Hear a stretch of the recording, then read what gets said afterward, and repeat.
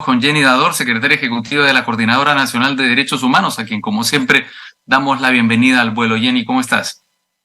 Buenas tardes, Raúl. Bien, gracias. Bueno, lo más preocupante, sorprendente de esta discusión en la que estamos enzarzados ahora, que es una discusión muy antigua, la verdad, es que ahora puede ocurrir.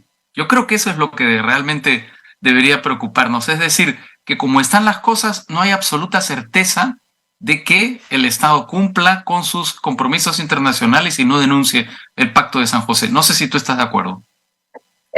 Claro, o sea, a ver, puede ocurrir efectivamente porque no tengo duda, digamos, mayor duda de que podrían alcanzar los votos en el Congreso. Ahora, tendrían que remitirlo al Ejecutivo para que el Ejecutivo sea quien lo proponga directamente, quien acepte esto. No hay una amenaza directa, pero por ahí, obviamente en el proyecto no está colocado, pero se ha verbalizado en algún momento. Me parece que en la exposición, si te refieres a una amenaza a la presidenta, en la exposición sí está, que hay una posible acusación constitucional si no cumple con este proyecto.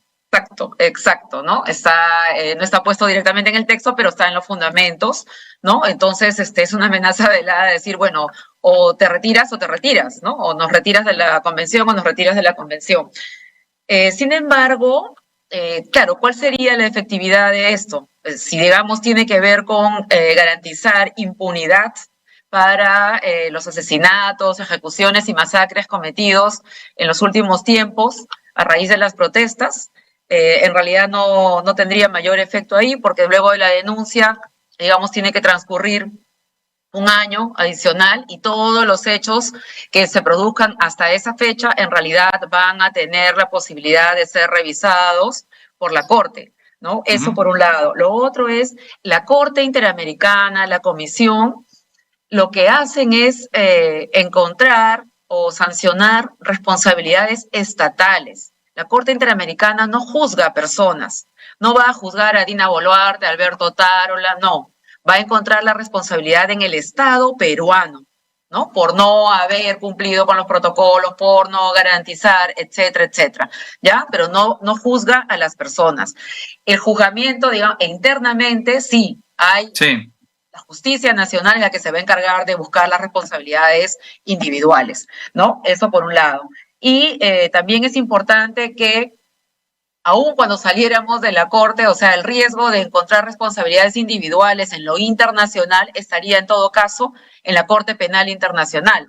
La Corte Penal Internacional sí juzga a las personas de manera individual, ese es justamente el avance, ya no solo a los estados, sino que cualquier sujeto violador de derechos humanos puede ser llevado a esa instancia internacional. Pero esa no está en Costa Rica, sino en La Haya, entiendo. Eso no está en Costa Rica, sino está en La Haya. Entonces, la verdad que es más, yo creo, un bluff de decir, mira lo que hicimos, nos salimos de esta corte que nos molesta, levantando el cuento. Yo creo que es un sueño que varios de estos miembros que han sido de los grupos armados durante los 80, durante los 90, es como el sueño que acarician, ¿no? De quitarse de la competencia de la Comisión y de la Corte Interamericana. Y de hecho intentaron hacerlo en los 90, no les resultó y siempre siguen pensando en eso y además malinformando, ¿no? Porque ellos señalan también que estar sometido a la Corte o a la Comisión es un acto contra la soberanía nacional, ¿no? Que la Corte o la Comisión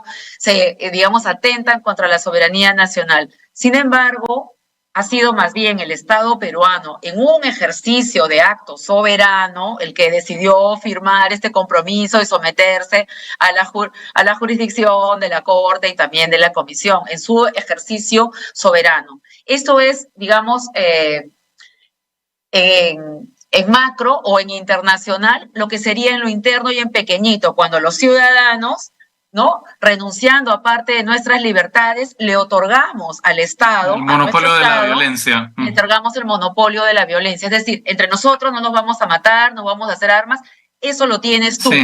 Yo te entrego esa parte de mi libertad para que seas tú quien nos juzgue por ese uso. Es lo mismo, pero en esfera más. Pero es que, porque, digamos, siguiendo la lógica de que este tipo, digamos, de convenios, de acuerdos o de procesos de integración socavan la soberanía, básicamente los países se cerrarían. Es decir, no existiría el comercio internacional, bueno, los derechos humanos, la Corte Internacional de la Haya, no existiría la Unión Europea, porque todos suponen una cesión de soberanía. Ese es el punto de partida de cualquier proceso de integración internacional.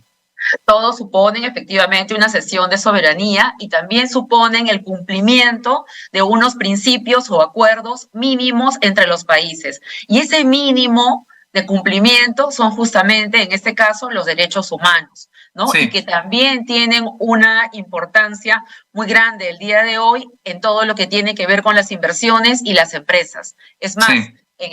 Tenemos, incluso internamente, tenemos un plan nacional que se llama de empresa y derechos humanos. Y a nivel global también, o sea, los inversionistas y los empresarios fijan también unos estándares que los países donde van a hacer sus inversiones, donde tienen que estar, tienen que respetar, ¿no? Claro. Entonces, yo creo que mal haría todavía nos coloca en una situación más precaria y además en la parte anecdótica, ¿no? Siempre con este temor de decir que nos íbamos a parecer a Venezuela, ¿no? Y en realidad justamente es este grupo político de Renovación Popular el que se quejaba de que cada vez nos íbamos a parecer a Venezuela en el gobierno de Castillo, y es él el que se encarga más bien de hacernos o de querer que seamos más parecidos a países como Venezuela y Nicaragua, que han renunciado a esta jurisdicción y que tienen en realidad las peores calificaciones en lo que tiene que ver con cumplimiento de derechos humanos, ¿no? O sea, que tú dices que con Montoya Venezuela empezuela. Claro, totalmente, totalmente. ¿No? Ahora, yo he escuchado también como parte, digamos, de la polémica en la que estamos metidos, digamos, distintos intercambios de opiniones, y he escuchado a Lucas Gersi decir que los derechos humanos son contrarios a la democracia. ¿Qué opinas tú de eso? No, más bien los derechos humanos no pueden ser contrarios a la democracia. Es mejor dicho, todo Estado que se considere democrático, ¿no? Tiene como piso básico justamente el cumplimiento de los derechos humanos. Y en los rankings incluso de democracia tú vas a encontrar índices de libertades, índices de lo que tienen que ver de participación en la política, índices que tienen que ver con realización de derechos económicos, sociales y culturales, etcétera. Son indicadores más bien de la democracia, incluso hasta de la definición más básica de democracia, de elecciones limpias, libres y justas, ¿no? Sí. Porque para que sean limpias, libres y justas, o sea, tienes que respetar por lo menos algunos de los derechos civiles y políticos que están contemplados en nuestro pacto, ¿no? Más bien, esta sería una propuesta absolutamente de grupos antidemocráticos, ¿no? No se concibe hoy en día la vigencia de una democracia que no respete derechos humanos, ¿no? O que habiéndolos respetado, vulnera a un grupo y luego pretende seguir como si eso fuera un paréntesis y no pasó nada, ¿no? Entonces, bueno, basta seguir la lista que tú has mencionado, ¿no? De los países que no han querido reincorporarse o han salido de la Corte, para ver la calidad democrática de esos países en relación a los que permanecen dentro de la Corte, ¿no? Es decir, por un lado están Cuba, Venezuela y Nicaragua, que son dictaduras. Cuba, no cabe Nicaragua y Venezuela son las tres dictaduras, y al otro lado está Uruguay, ¿no? Están, digamos, Chile, ¿verdad? Uruguay, Chile, Argentina, ¿no? Cada uno intentando a su mejor manera de mantener los estándares. Pero lo otro que yo te quería mencionar también, Raúl, es, o sea, la Comisión y la Corte Interamericana, todo en realidad lo que es las jurisdicciones internacionales son subsidiarias a la justicia nacional. Es decir, exacto, la idea de todos estos mecanismos es que los países mejoremos nuestra justicia nacional. La idea no es que cada ciudadano tenga que llegar a esas instancias para conseguir justicia.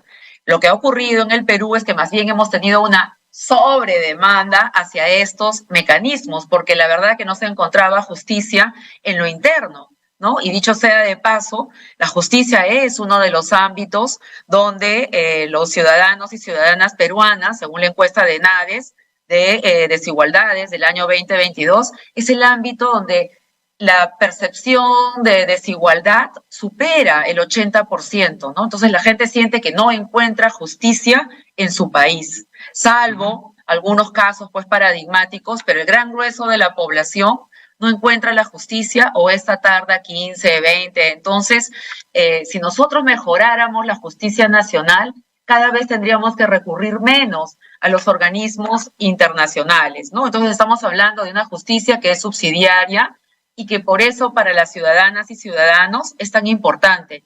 Yo te aseguro que muchas de las personas que nos están escuchando probablemente no tienen en cuenta que hay un conjunto de derechos que el día de hoy tenemos o se nos respetan por algún fallo de la Corte Interamericana, algunos que tienen que ver con pensiones, algunos que tienen que ver con libertades y garantías para que no te detengan arbitrariamente, para que puedas comunicarte con tu abogado, algunos que tienen que ver con que no puedas ser despedida de tu trabajo si estás embarazada, no te puedan despedir arbitrariamente, que tienen que ver con participación política, que tienen que ver con no discriminación. Entonces hay un conjunto de derechos que yo en realidad me siento agradecida con la Corte Interamericana, porque no solo estamos obligados los países que estamos sometidos a la Corte a respetar los fallos que nos corresponden directamente como países, sino cualquier fallo que fija un precedente para un país, toda la comunidad americana está obligada a respetarla. Es decir, nos obliga a avanzar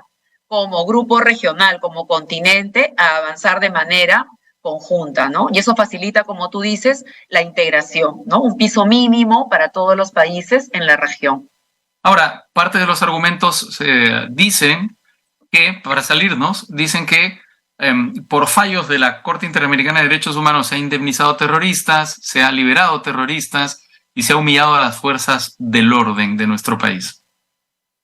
Yo creo que las fuerzas del orden de nuestro país, cuando han sido sometidas a actos de humillación, creo que son actos de humillación que tienen que ver con su propia conducta, ¿no? Como no respetar los derechos, como las situaciones de abuso, incluso dentro de la propia institución contra sus propios miembros, o la firma del acta de sometimiento o de sujeción a Vladimiro Montesinos, ¿no? O sea, ¿qué más humillación que esa? Y por otro lado, la Corte no ha liberado a terroristas, ¿no? Ni ha tampoco indemnizado. Lo que la Corte ha hecho ha sido ordenar, probablemente en alguno de los casos donde el Estado peruano no garantizó una justicia debida, una justicia que respete un debido proceso. No podemos olvidar que durante los 80 y los 90 teníamos tribunales sin rostros, tribunales militares, tribunales que te sentenciaban en 24 horas de manera express, ¿no? A tal punto que llegó un momento donde la propia dictadura de Fujimori tuvo que reconocer la cantidad de personas injustamente presas que tenía en las cárceles, condenadas por terrorismo, que no eran terroristas, y tuvo que buscar una salida para eso, ¿no? Abriendo todo un proceso de la famosa liberación, ¿no es cierto?, de los presos. Bueno, eso lo inicia el gobierno de Fujimori, eso no hay que olvidarse, ¿no? Que claro, es el que más libera, además. Libera creo que 500... Por supuesto, porque había toda una arbitrariedad cometida. Sí. Y muchos de los que quedaron podrían no ser inocentes, pero el proceso que se les hizo judicialmente no respetaba las garantías. Entonces sí, la Corte lo que hacía era ordenar nuevo juicio. Claro, y en ese nuevo juicio algunos... que encabeza Hubert Lancier y que abre grandes polémicas en su momento porque se decía que, digamos, por males menores eran liberados algunas personas. Y el tema no es que fueran males menores, sino que era el pretexto para indultarlos, tomando en cuenta que el juicio había sido irregular, que era una persona que no tenía que estar detenida, en fin, que se estaba enmendando una situación de injusticia. Así es, tanta injusticia que se había cometido en ese momento, ¿no? Donde, o sea, si eras de procedencia andina o de determinado color de piel, estaba cerca de San Marcos o de la UNI o de la Universidad Técnica del Callao, ya terruco, para adentro, listo, se acabó, ¿no? Entonces, fue un mecanismo para liberar, pero no, digamos, la responsabilidad no estuvo centrada en la Corte. Y cuando la Corte ha ordenado indemnizaciones, tiene que ver justamente con arbitrariedades, con violación sexual a mujeres durante los procesos de detención, ¿no? Sí. O sea, con vulneración de derechos en el proceso, no porque sea o no sea terrorista, etcétera, ¿no? Entonces, creo que esa es una mirada muy simple, muy reduccionista, ¿no? Y que en realidad lleva a error sobre cuál ha sido realmente el uso de este mecanismo y la situación en la que hemos estado peruanas y peruanos en los 80 y en los 90, que hemos tenido que acudir a esos mecanismos internacionales, ¿no? De acuerdo, muy bien. Yanni Dador, como siempre, muchas gracias por tu participación. Una última pregunta.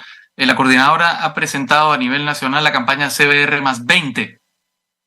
¿En qué consiste la campaña? Así es, la campaña CBR+20 justamente es porque este año estamos cumpliendo, el 28 de agosto exactamente, 20 años de la entrega del informe, ¿no?, de la Comisión de la Verdad y Reconciliación.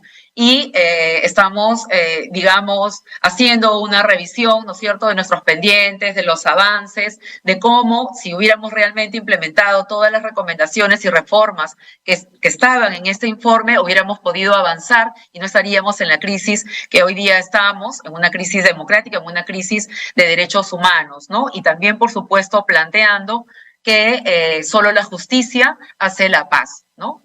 Entonces, los invitamos a sumarse a las plataformas, al conjunto de actividades que vamos a realizar a lo largo del año y, por supuesto, a lo que va a ser el día central, que va a ser el 28 de agosto, y haremos una ceremonia muy especial en el Memorial del Ojo que Llora.